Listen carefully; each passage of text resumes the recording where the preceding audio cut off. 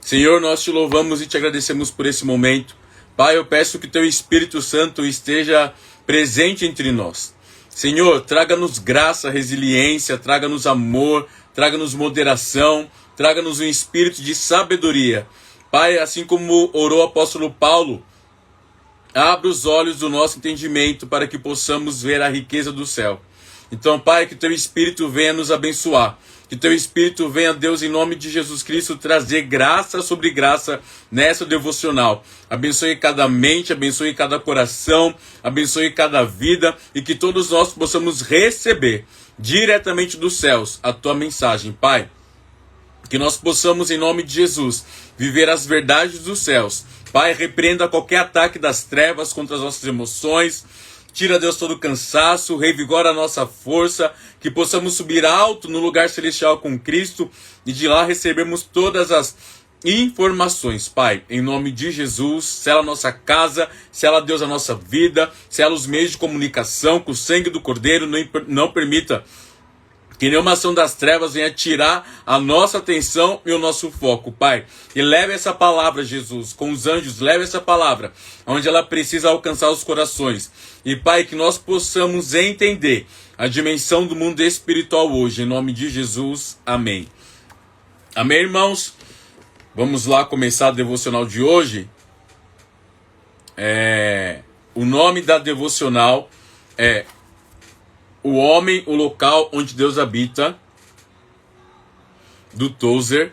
E eu tenho certeza que esse livro, ele vai mudar a nossa forma de viver, a nossa forma de enxergar o Evangelho, certo?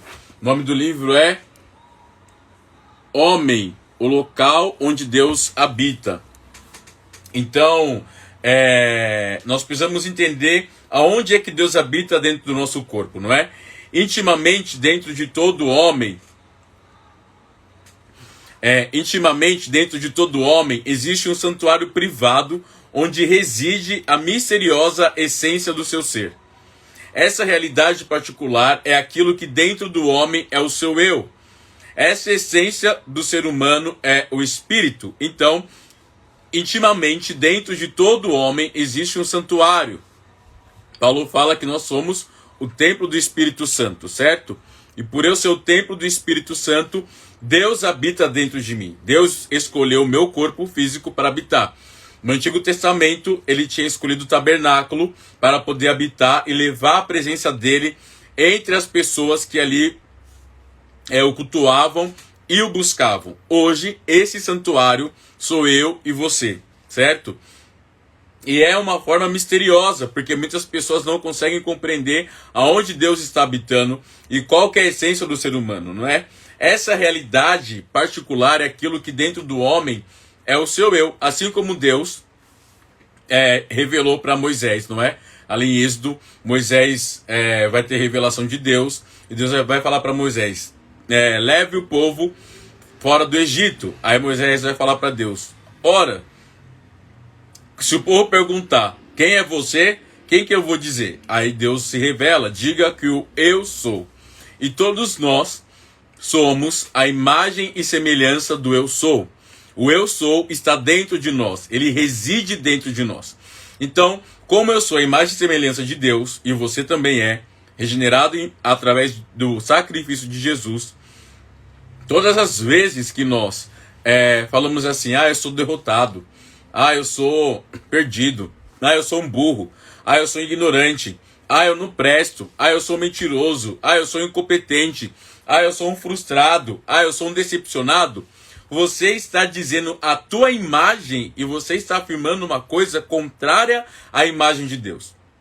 Então, quando você aceita essas mentiras do diabo dentro do teu espírito, dizendo que você é rejeitado, inferior, é pobre, que você não vai chegar a lugar nenhum, que você é enganado e tal, você nunca vai conseguir compreender a dimensão do poder de Deus. Hoje, eu tive que dar uma passada em uma livraria, né, de praxe, até postei no período da tarde, e foi num shopping que a maioria das pessoas não consegue entrar porque sente vergonha, que é o Shopping Iguatemi. Ali eu estava com meu amigo, com o Matheus, E aí na hora assim, a gente estava conversando, né, sobre a elegância do shopping, a sofisticação do shopping. E eu falei assim para ele, olha só que interessante. Nós, por muitas vezes, estamos dentro deste lugar e não nos sentimos parte deste lugar, porque é muito sofisticado, é muito elegante, só lojas caras, só coisas caras, né? E você se sente incapaz de estar naquele lugar. E é assim que o espírito da mentira, da orfandade, trabalha em nossa mente. Como ele trabalha? Que nós não somos dignos de estar na presença de Deus. É óbvio que não somos dignos pela natureza humana, mas pelo sacrifício de Jesus, nós nos tornamos dignos de estar na presença de Deus, certo? Então, todas as vezes que meu espírito recebe uma mentira, eu nunca vou me sentir digno de estar na presença daquele ao qual Jesus se sacrificou para que eu pudesse estar. Eu não vou conseguir entrar no shopping sofisticado, não vou conseguir entrar na presença de Deus, não vou conseguir estar perto das pessoas. Por quê? Eu vou me sentir indigno, eu vou me sentir inferior, rejeitado, porque eu sempre vou me olhar por baixo. Mas Deus, ele não nos olha por baixo. Deus, ele nos olhou de cima. E ele viu que precisava fazer algo para resgatar a humanidade. Qual que é a diferença do Evangelho de Cristo para as outras religiões? As outras religiões, o homem sempre tem que sacrificar algo. Um animal, tem que fazer alguma oferta para alcançar o favor de algum Deus, de alguma entidade. O Evangelho foi o próprio Deus que se sacrificou para alcançar o homem. Então nós somos atraídos a Cristo. O Evangelho é uma comunidade de pessoas, de filhos regenerados, atraídos ao amor de Cristo, certo? E isso está dentro do espírito do homem. 1 Coríntios capítulo 2, versículo 11, diz o seguinte: pois quem conhece os pensamentos de uma pessoa, senão o próprio espírito dela? Da mesma forma, ninguém conhece os pensamentos de Deus, senão o Espírito de Deus. Pois quem conhece os pensamentos de uma pessoa, senão o próprio espírito dela? Da mesma forma, ninguém conhece os pensamentos de Deus, senão o Espírito de Deus. Não é? Quem conhece Deus é o Espírito de Deus. E o Espírito de Deus está dentro de nós. Olha o que diz no livro. Assim como o autoconhecimento de Deus reside no Espírito eterno, também o autoconhecimento do homem consiste no seu próprio espírito. E o seu conhecimento de Deus acontece pela direta impressão do Espírito de Deus sobre o espírito do homem. Vou ler novamente. Assim como o autoconhecimento de Deus reside no Espírito eterno, também o autoconhecimento do homem consiste no seu próprio espírito. E o seu conhecimento de Deus acontece pela direta impressão do Espírito de Deus sobre o espírito do homem. Deus, ele não fala diretamente às nossas faculdades mentais e intelectuais. Deus fala diretamente no nosso espírito. E a voz de Deus, então, ecoa sobre todo o nosso ser, certo? Assim como os animais foram formados da terra, Gênesis capítulo 2, versículo 19. Deixa eu ler com vocês. Gênesis capítulo 2, versículo 19.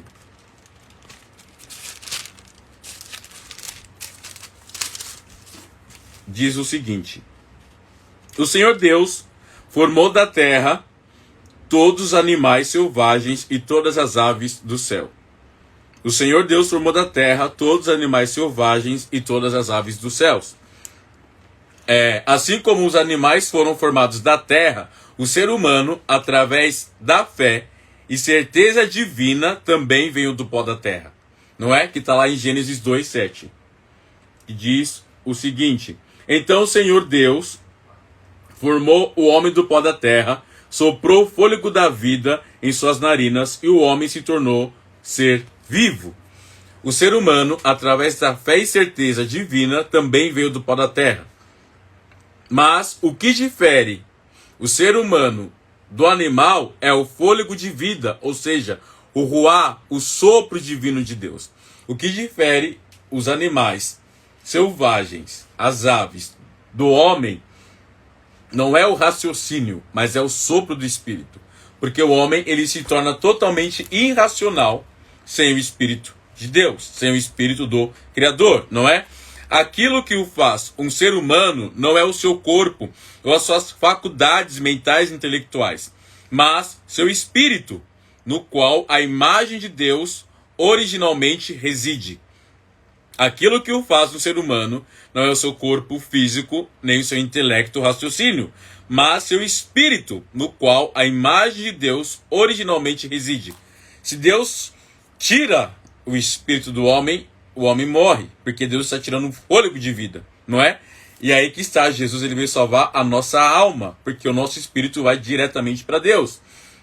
E Jesus ele veio resgatar a nossa alma do inferno, da morte eterna, né? E a palavra de Deus em João capítulo 4, versículo 23 e 24 diz o seguinte, João 4, 23 e 24. Mas está chegando a hora, e de fato já chegou, em que os verdadeiros adoradores adorarão o Pai em espírito e em verdade. Mas está chegando a hora, e de fato já chegou, em que os verdadeiros adoradores adorarão o Pai em espírito e em verdade. O Pai procura pessoas que o adorem desse modo, pois Deus é espírito. E é necessário que os seus adoradores o adorem em espírito e em verdade. Deus procura verdadeiros adoradores que adorem a Deus em espírito e em verdade. Ontem nós falamos da arma da verdade. E Deus procura pessoas que o adorem em espírito e em verdade. E Deus não procura adoradores músicos. Deus procura espíritos, não é? Pessoas que o adorem em espírito e em verdade, pois Deus é espírito.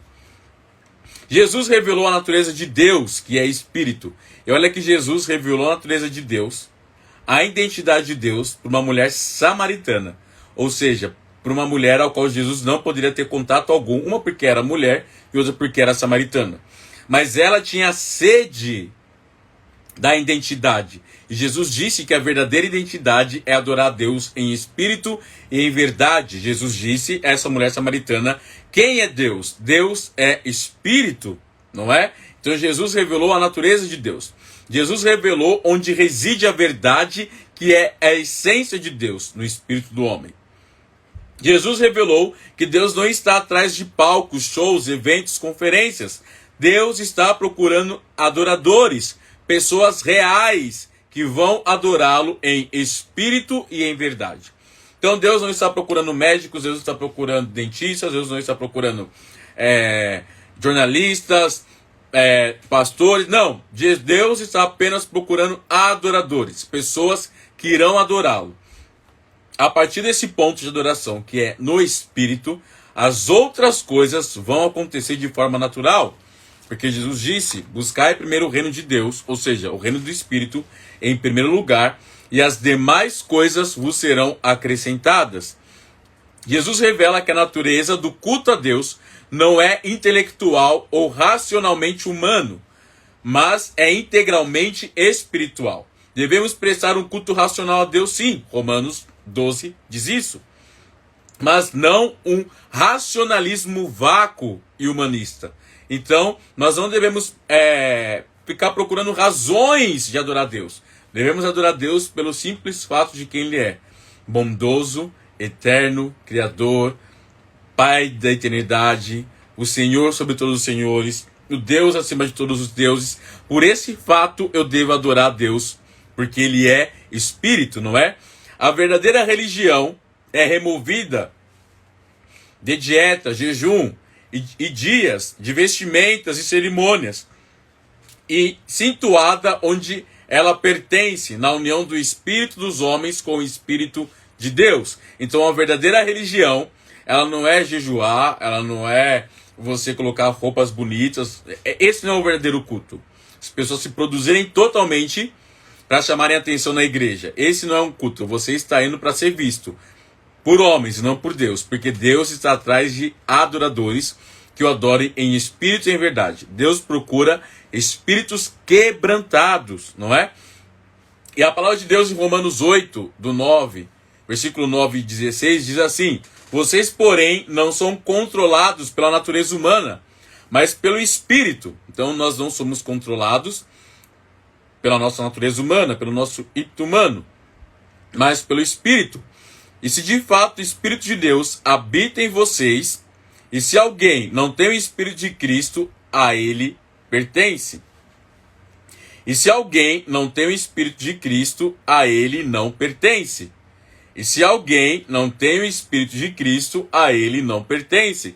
Pois o seu Espírito confirma ao nosso Espírito que somos filhos de Deus. Então, o Espírito de Deus confirma no meu espírito que eu sou filho de Deus. Essa confirmação não é intelectual, não é almática, não é sentimental. Ela é espiritual, não é? Então eu preciso compreender as faculdades do Espírito dentro do meu corpo. Eu preciso compreender o que Deus está falando dentro de mim. Do ângulo do homem, a perda mais trágica sofrida na queda foi a desocupação do seu santuário interno pelo Espírito de Deus. Nesse particular centro escondido no ser do homem, encontra-se um lugar vago para servir de um local de habitação do Deus triuno. Então, como o homem se distanciou de Deus, se afastou de Deus, o espírito dele ficou vago. Então, se o Espírito de Deus não habita no meu espírito, alguém habita no meu espírito. Algum outro espírito, alguma outra entidade habita. Então, eu preciso receber, não é, a força e o poder do Espírito Santo dentro do meu espírito, não é? Deus, ele planejou habitar dentro do nosso espírito. E a palavra de Deus diz em Apocalipse 3:20 que eis que estou à porta e bato. Se alguém ouvir a minha voz e abrir a porta, entrarei em sua casa e cearei com ele e ele comigo. Então, Deus planejou habitar dentro do nosso espírito e repousar dentro do nosso espírito. E isso nos traz privilégios morais e espirituais. E ali deve habitar exclusivamente o Espírito de Deus. Não é? Então o Espírito de Deus tem que habitar dentro do meu espírito. Somente tal pessoa é um verdadeiro cristão. E somente assim. Batismo, confirmação, recebimento de dons, ser membro de igreja, tudo isso nada significa a não ser que os supremos atos de Deus em regeneração também tenham seu efeito. Então, não adianta eu ter coisas bonitas, ter um templo bonito, ter um ministério bonito, se eu não tenho intimidade com o Espírito Santo. Será algo totalmente inútil, será uma armadilha, será uma ilusão. E eu devo compreender que o Espírito Santo, ele está ansiando habitar dentro do meu espírito. Eu preciso guardar o meu coração, porque do meu coração procede as outras fontes. Então, eu preciso ter dentro do meu coração a presença do Espírito Santo, não é? E eu preciso ter dentro do meu coração a ocupação do Espírito Santo. Quem tem que ocupar minha casa interior é o Espírito Santo. Nenhum outro espírito pode ocupar essa casa. Eu gostaria de ler com vocês a palavra de Deus lá em 1 Tessalonicenses 5, 23. 1 Tessalonicenses 5, 23. Diz o seguinte: e o mesmo Deus de paz vos santifique em tudo, em todo o vosso espírito, alma e corpo. Sejam plenamente conservados, irrepreensíveis para a vinda do nosso Senhor Jesus Cristo. Paulo está exortando que as pessoas santifiquem o espírito, que é onde Deus habita, a alma, porque ela vai transcender os sentimentos do espírito, e o corpo, que é o local onde o espírito está. Eu preciso santificar a minha alma, o meu espírito e o meu corpo, para que Jesus venha fazer morada. Senão ele não poderá fazer morada caso eu não santifique a minha vida, não é? Cristãos evangélicos geralmente oferecem Cristo à humanidade como exilir para curar as suas enfermidades, um caminho para escapar dos seus problemas, meio rápido e fácil de alcançar os seus objetivos pessoais. Eles usam as palavras certas, porém a ênfase equivocada. Jesus Cristo é um homem vindo para salvar homens. Nele, a natureza divina é casada com a nossa natureza humana, e seja onde quer que a natureza humana exista, Lá existe matéria crua, da qual ele faz seguidores e santos. O nosso Senhor não reconhece classe alta ou baixa, pobre ou rica, velho ou novo, homem ou mulher. Todos são humanos e semelhantemente nele. O seu convite é para toda a humanidade. Olha só o que Tozer fala nesse livro. O nosso Senhor não reconhece classe alta ou baixa, pobre ou rica, negro, branco, asiático, africano, velho ou novo, homem ou mulher, criança ou velho. Todos são humanos e semelhantes nele. O seu convite é para toda a humanidade. O convite de Deus é para toda a humanidade. Na época do Novo Testamento, pessoas vindas de muitos e variados níveis sociais o ouviram chamar e responderam. Então Deus chamou dentro do espírito do homem. Deus chamou Pedro, o pescador, Levi, o publicano, Paulo, o acadêmico, Maria, a endemoniada, Lídia, a mulher de negócios, Sérgio Paulo, o estadista. Alguns grandiosos e muitos indivíduos comuns vieram a Jesus. Eles todos vieram e o nosso Senhor recebeu a todos do mesmo modo e nos mesmos termos.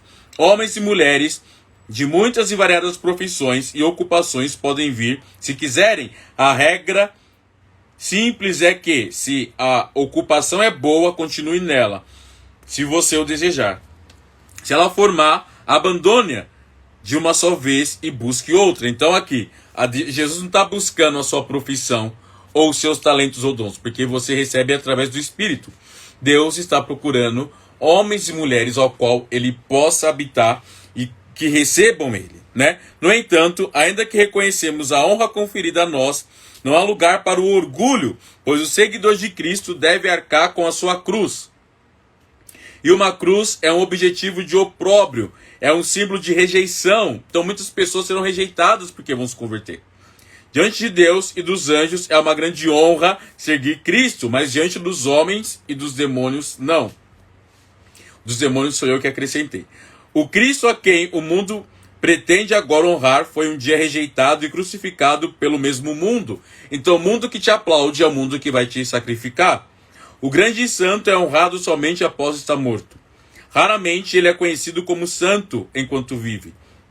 Os aplausos do mundo vêm muito tarde, quando ele não pode ouvi-los mais. E talvez seja melhor dessa maneira. Não são muitos os que são desprendidos de si mesmos, o suficiente para suportar a honra sem comprometer a sua alma. A honra não vem pela alma, a honra vem pelo Espírito. Quando eu estou com Deus em espírito e em verdade.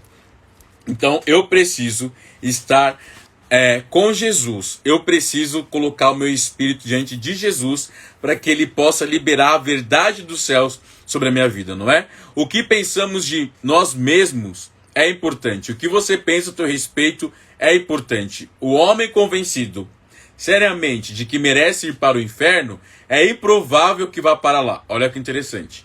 O homem convencido seriamente de que merece ir para o inferno, é improvável que vá para lá. Enquanto o homem que crê ser digno de ir para o céu, certamente jamais entrará naquele bendito lugar. Então, pessoas convencidas de que não vão para o inferno, o inferno já está nelas, não é? Agora, as pessoas que procuram ir para o céu no caminho da humildade, em espírito e em verdade, a porta do céu está aberta. Se esse credo requer que admitamos a nossa própria depravação, nós o fazemos e sentimos orgulho da nossa fidelidade à fé cristã.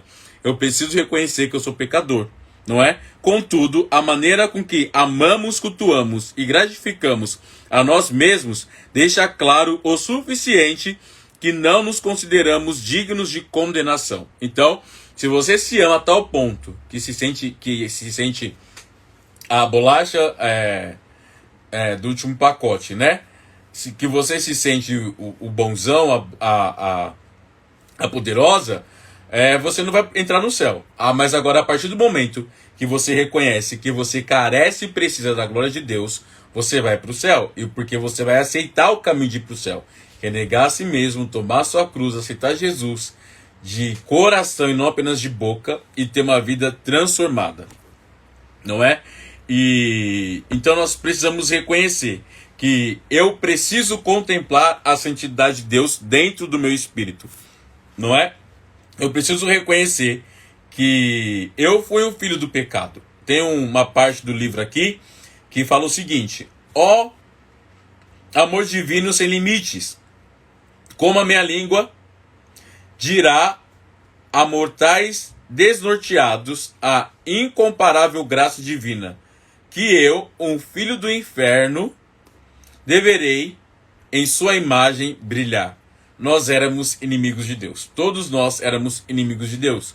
Fomos adotados pelo Espírito Santo, certo? E a partir do momento que eu sou adotado pelo Espírito Santo, a verdade de Deus vem dentro de mim. E é a profunda convicção de que somos integralmente indignos da bênção futura, ou seja, de habitar no céu, de fato, de que de fato somos aptos somente para a destruição. Muitas pessoas, tudo que coloca na mão é destruído. Relacionamento, celular, casa, casamento, trabalho, tudo que a pessoa coloca a mão não há bênção, há destruição. Por quê? A destruição está dentro dela. Então ela precisa reconhecer, renunciar, expulsar essas entidades que querem causar tragédias, caos e destruição, e aceitar o espírito da verdade, não é? Então, quando eu reconheço de fato que eu sou apto somente para a destruição e que eu sou esse tipo de pessoa, eu preciso de arrependimento. O homem que crê em si mesmo, que é bom demais para perecer, vai certamente perecer. O homem que crê em si mesmo, que é bom demais para perecer, vai certamente perecer. A menos que experimente uma mudança radical no seu coração a respeito de si. E essa mudança vem do Espírito. Quanto mais eu estou no Espírito, mais eu sou cheio do Espírito, mais o Espírito vai irradiar minha vida. Mais eu vou extravasar no Espírito. E eu quero falar uma coisa para vocês, um exemplo. Essa garrafa d'água, certo? Suponhamos que tenha, ali seja vazia e tenha só um pouquinho de café aqui. Isso aqui esse café ou uma água suja, é o pecado. E aí tá com a garrafa fechada, né? Aí o que acontece? Jesus, ele vem como a providência de Deus, abre a tampa da garrafa, certo? E pergunta: ei, garrafa, você quer tirar essa água suja ou você quer tirar esse café de dentro de você?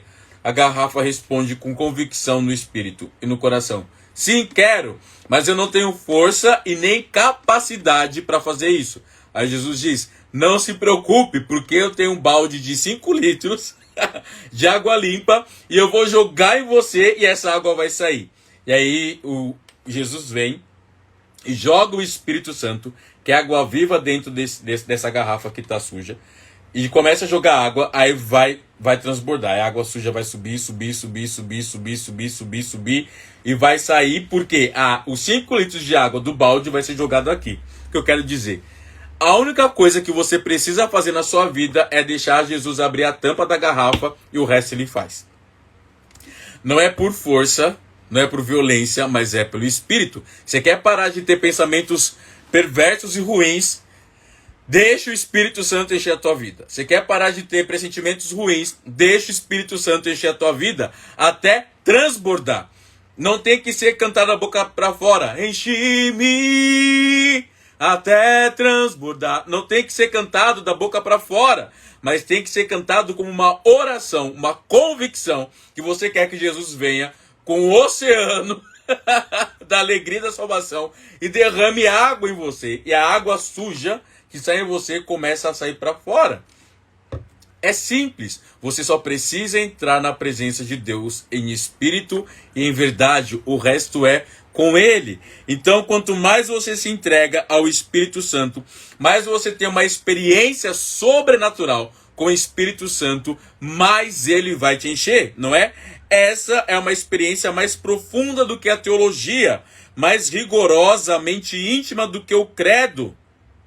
E ainda que amarga e severa, ela é verdadeira em relação à visão iluminada pelo Espírito do homem acerca de si mesmo. O quê? o relacionamento com Deus. É mais do que você estudar teologia, é mais do que você ter faculdades, é mais do que você ter dons e talentos. Você precisa ter relacionamento com Deus. A partir do momento que você tem relacionamento com Deus, as outras coisas começam a acontecer e a fluir naturalmente. Como diz o Smith, deixa que as coisas fluam naturalmente, né? É exatamente isso. As coisas de Deus, elas fluem de uma forma natural, nunca flui de forma imposta. E um outro ponto, o nascido uma vez e o nascido duas vezes. Tem pessoas que nasceram uma vez, que é o nascimento físico, biológico. E tem pessoas que nasceram duas vezes, no físico e no biológico e no espírito. Abra comigo sua Bíblia em João.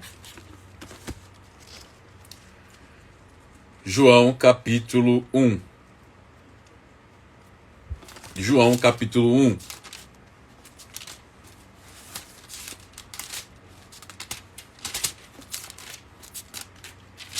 João capítulo 1, a partir do verso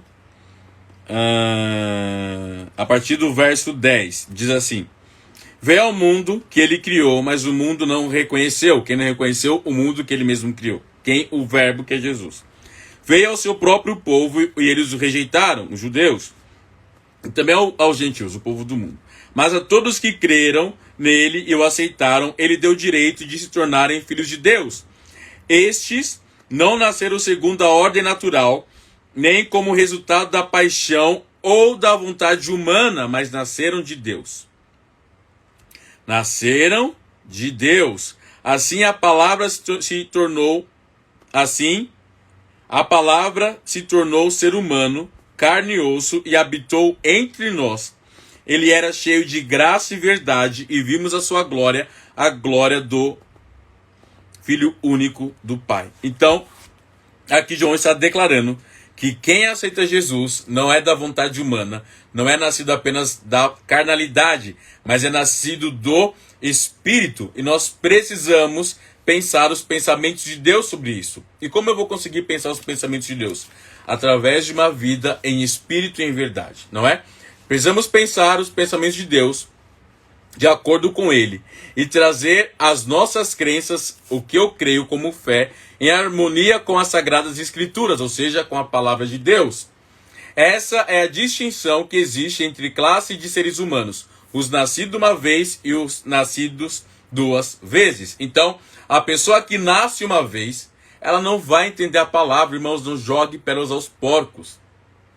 As pessoas só vão entender a palavra de Deus se elas crerem em Jesus e nascerem de novo, porque o Espírito Santo é quem ilumina o nosso entendimento, para nós entendermos o que está escrito na palavra de Deus, certo? E a palavra de Deus, ela é lâmpada para os nossos pés e luz para o nosso caminhar. Por isso que algumas pessoas estão em trevas, porque elas não entendem que a palavra de Deus é no âmbito espiritual. A existência de tal distinção entre que nasceu uma vez e duas vezes foi ensinada pelo nosso Senhor com grande clareza verbal, em contextos nos quais exclui-se a possibilidade que ele estivesse falando de modo meramente figurativo, porque Jesus falava em parábolas. Se alguém não nascer de novo, não pode ver o reino de Deus. João 3,3. Olha o que Jesus disse. Se alguém não nascer de novo, não pode ver o reino de Deus. E o capítulo inteiro no qual essas palavras são encontradas confirma que ele estava falando de modo concreto, literal, indicando suas intenções tão afiada e absolutamente quanto fosse possível transmitir por meio da linguagem.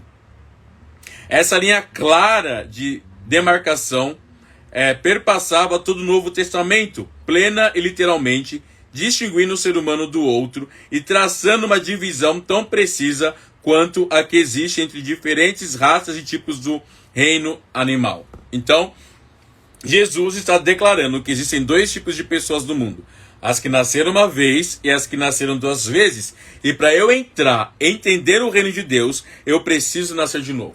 Tá aí o motivo de que muitas pessoas não têm um encontro sobrenatural com Deus. Por quê? Não nasceram de novo, só vão para a igreja. Escutam a palavra não coloca ela em prática, não é? Não tem uma vida regrada e disciplinada espiritualmente. Então, essas pessoas nunca vão compreender o que Deus está falando e o que Jesus está trazendo para que essas pessoas possam entender, não é?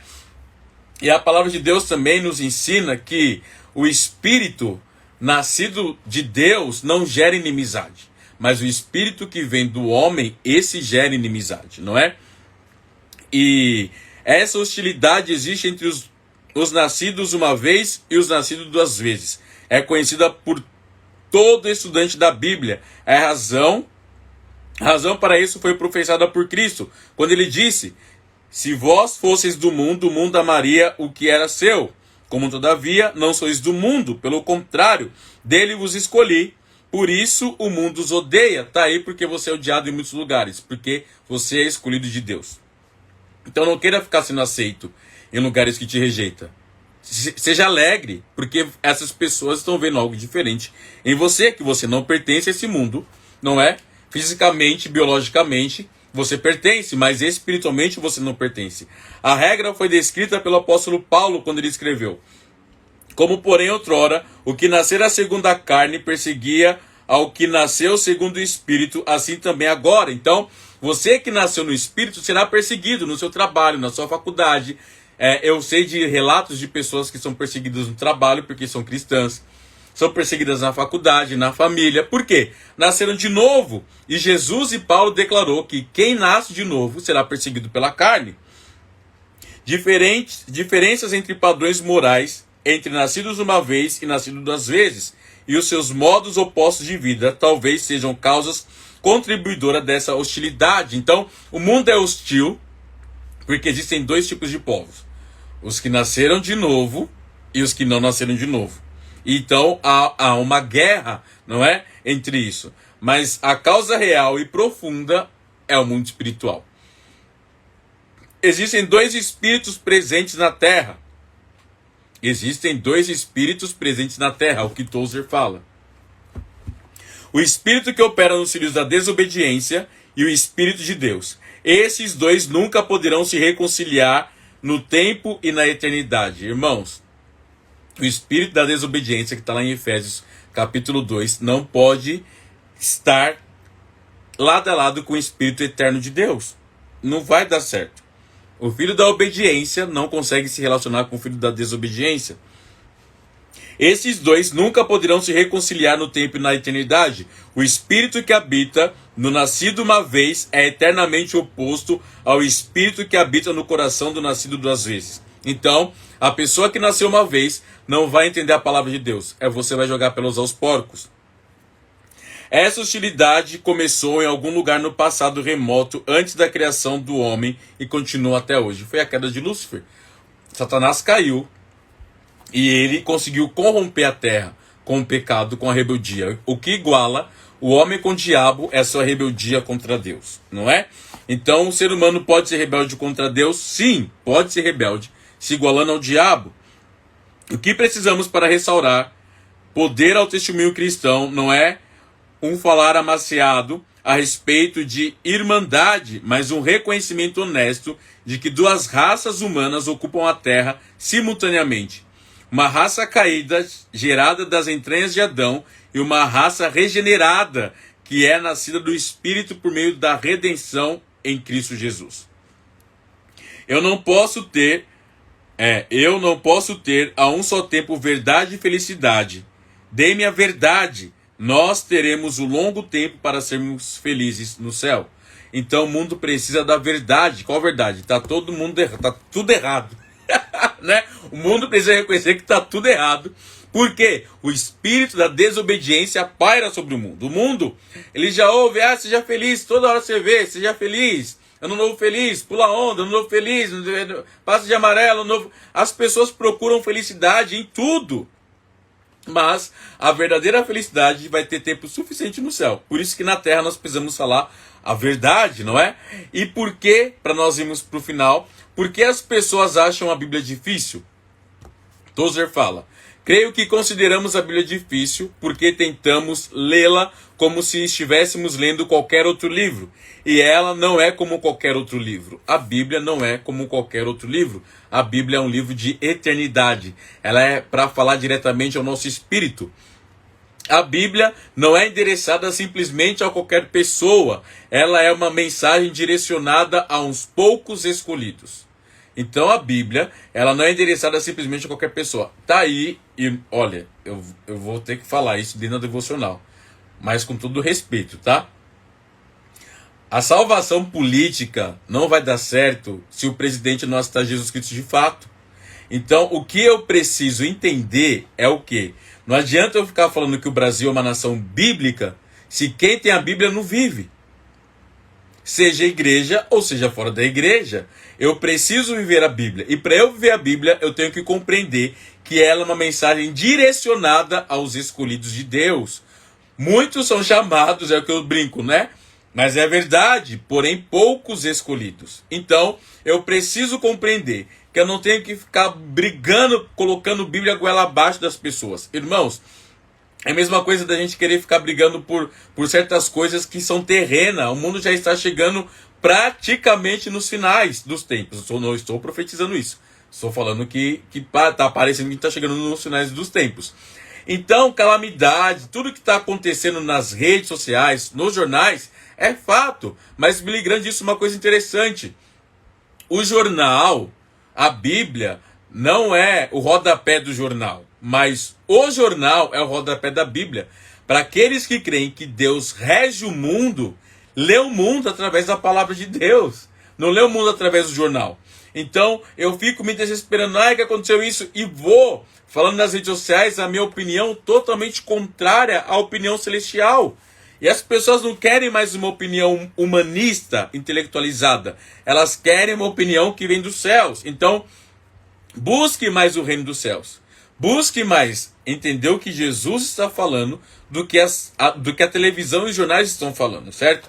Então nós precisamos compreender que os políticos e as pessoas, elas não vão receber a Bíblia, a mensagem, de uma forma clara, porque o Espírito Santo não está ali. Porque se o Espírito Santo de fato estivesse, haveria uma transformação extraordinária no Brasil. Somos mais de 40 milhões de evangélicos, eu me coloco nisso.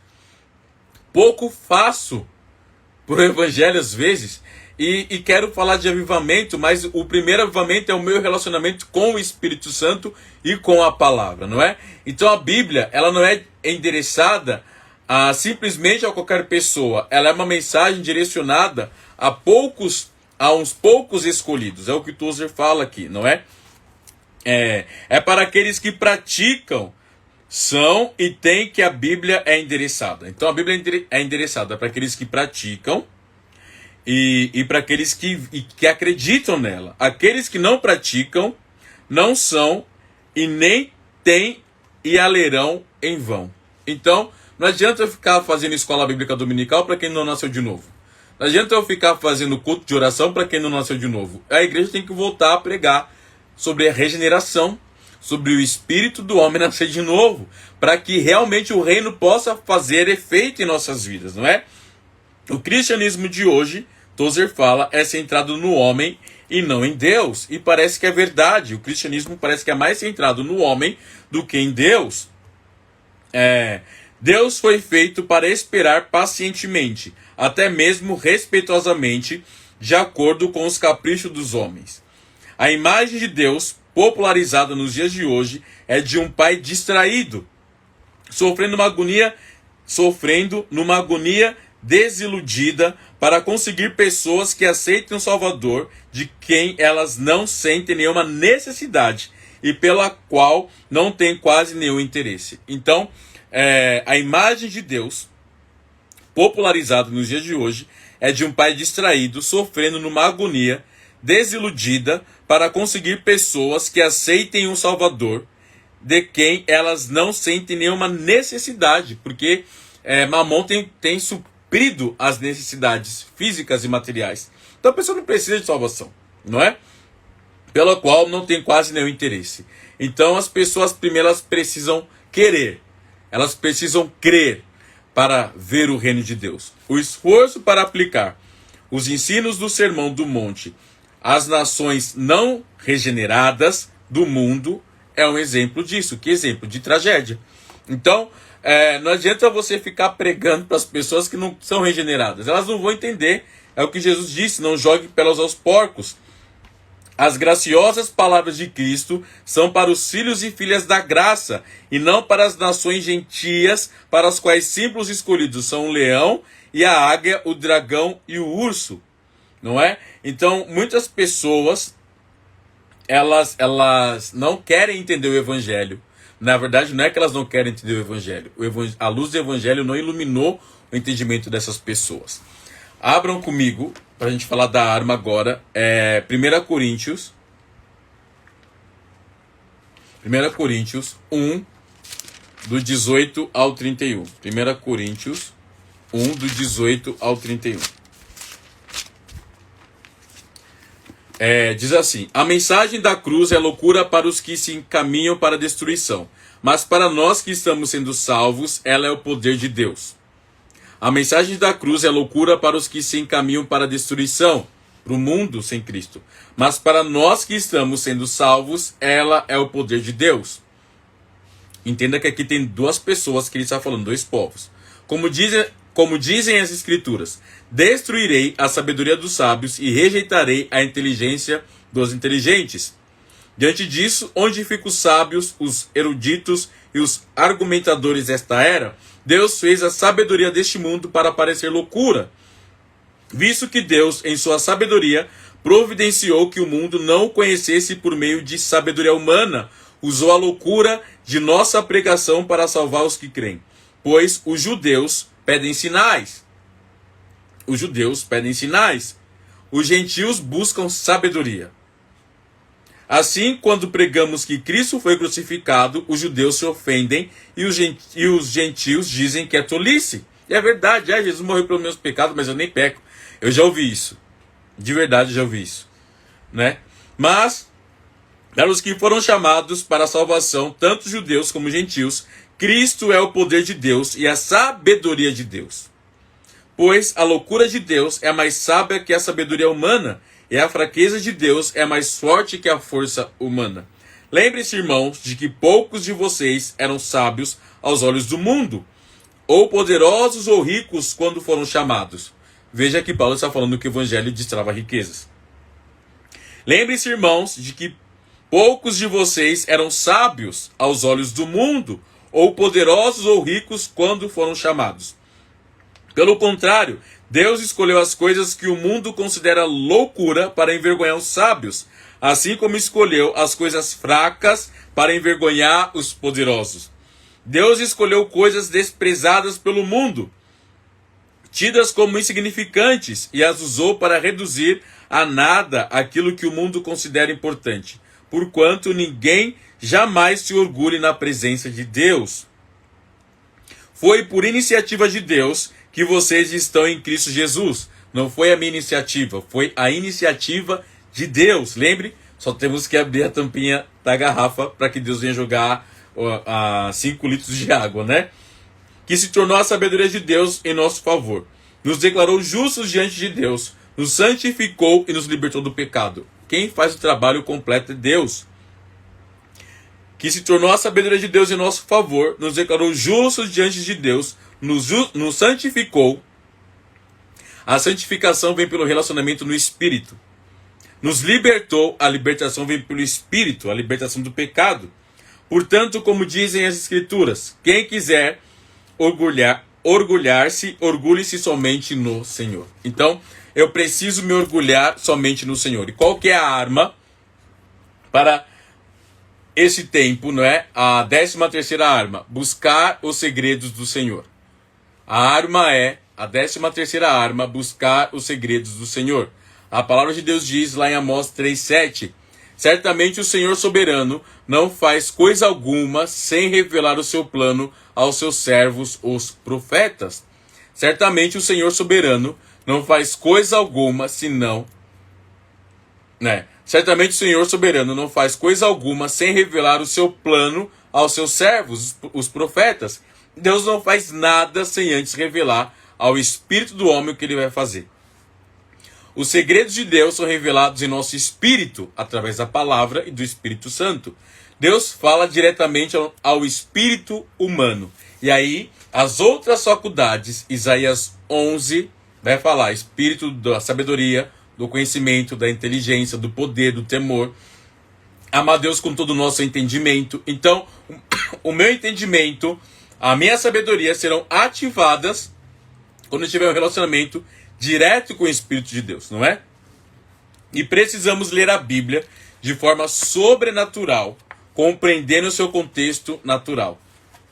Precisamos ler a Bíblia de forma sobrenatural para compreendermos o teu contexto natural. Então, eu preciso compreender que a Bíblia tem um contexto natural, mas ela é totalmente sobrenatural. O poder salvador da palavra é reservado para aqueles aos quais ela foi designada. O segredo do Senhor é para aqueles que o temem. O coração impenitente verá na Bíblia um esqueleto de fato sem carne ou fôlego. Shakespeare talvez possa ser lido sem entendimento. Platão pode ser compreendido sem entendimento, não é? Mas nós temos o Espírito de Cristo para nos dar entendimento do que ele falou. Em questões naturais, fé procede de evidência e é impossível sem ela. Mas no âmbito do Espírito, fé precede entendimento e não o contrário. O homem natural deve obrigatoriamente saber para crer. O homem espiritual deve crer para saber. A fé que salva não é uma conclusão conduzida pela evidência, é algo moral do Espírito, uma infusão sobrenatural de confiança em Jesus Cristo, uma dádiva real de Deus. Então, eu preciso entender que a Bíblia ela é um direcionamento dos céus para aqueles que nasceram de novo, não é? A Bíblia é um livro sobrenatural e pode somente ser compreendida por um auxílio sobrenatural. Eu devo compreender que a Bíblia é sobrenatural, mas ela tem um contexto natural. Deus ele atua em Israel, ou seja, ele atua no meio de um povo. Deus atua nas cidades. Deus ele fala em diversos tipos de situações, mas isso tem que vir do Espírito, porque ele é Espírito. Então, as minhas faculdades intelectuais têm que se render ao Espírito Santo, para que eu possa compreender o que Deus está falando, através da Bíblia e através da minha vida. Então, qual que é a arma? Buscar os segredos do Criador. Lembrando que somos corpo, alma e espírito. 1 Tessalonicenses 5:23. E devemos santificar a nossa mente, a nossa alma, o nosso espírito, o nosso coração, o nosso corpo, para a glória e vinda de Jesus. Amém? Eu vou orar. Espero que vocês tenham compreendido. E eu tenho certeza que Deus vai ativar o teu espírito para que você possa ver coisas espirituais de uma forma clara a partir de hoje. Amém? Senhor, eu te agradeço por esse momento dessa devocional. Eu peço que o teu Espírito venha nos encher, venha nos capacitar, que o teu Espírito, ó Pai, venha fazer fluir dentro de nós os teus propósitos celestiais e que venhamos compreender a dimensão do teu poder, a dimensão, ó Pai celestial, de tudo aquilo que o Senhor tem para nos revelar. E que mais uma vez o teu nome venha a ser exaltado. Senhor, tira todo o véu que o inimigo coloca em nosso entendimento, pois sua palavra diz que o príncipe desta era tem cegado o entendimento. Então tira, Deus, todo o véu do nosso entendimento, para que possamos realmente ver a manifestação da tua glória. Pai, venha nos capacitar e encha-nos do teu espírito, não da boca para fora, mas realmente em espírito e em verdade, em nome de Jesus. Amém. E que meus irmãos possam ter compreendido e ter uma noite de descanso na tua presença, em nome de Jesus. Amém. Amém, irmãos?